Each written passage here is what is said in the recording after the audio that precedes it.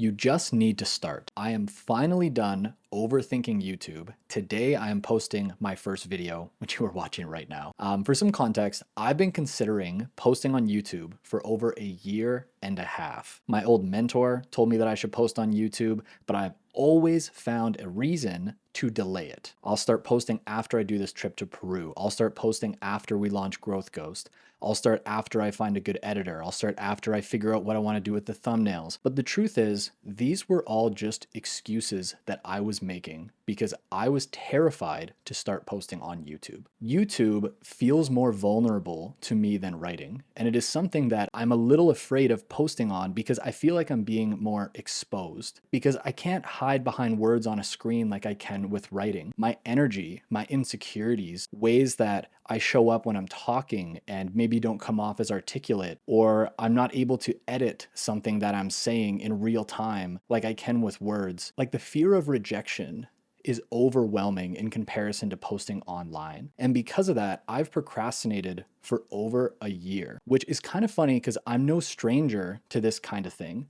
I've been posting on Twitter for 3.5 years, and I was terrified for probably the first couple months that I was posting on Twitter. I was even more terrified to post on LinkedIn when I started 2 years ago because LinkedIn is such a professional platform. And publishing my first newsletter, that was like the scariest of all because it was long form. It felt like I couldn't hide under something pithy and short. It was really my true thought process, and it would show how messy my thinking is. By looking back on this, my fear of rejection has always been louder than the reality of making those posts. The amount of upside that I have got from posting on social media over the past few years has far outweighed the potential fear of the consequences that I thought I would experience from posting. And that's why I'm finally smartening up and I'm listening to my own advice and I'm going to just start because starting is the hardest part.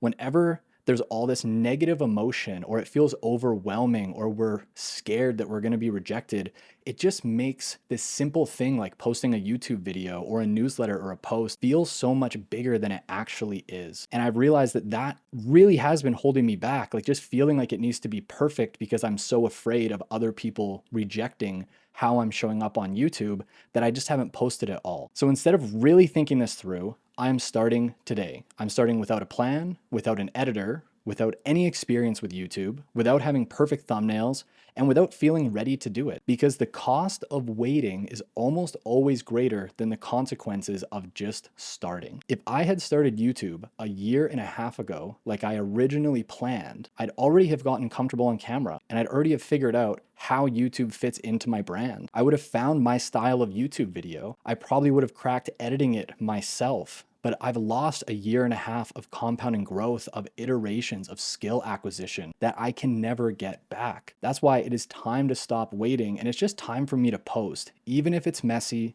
even if I embarrass myself, even if I'm scared, because the only way forward is just to start even when you don't feel ready. So if you're thinking about starting posting online, social media, LinkedIn, if you're thinking about launching a new offer and you're afraid to post and to start, just know that myself and many others feel the exact same way before we start literally everything we do. But the path forward is to start despite the fear, instead of letting the fear and the negative emotions hold you back from years of progress you could otherwise be making.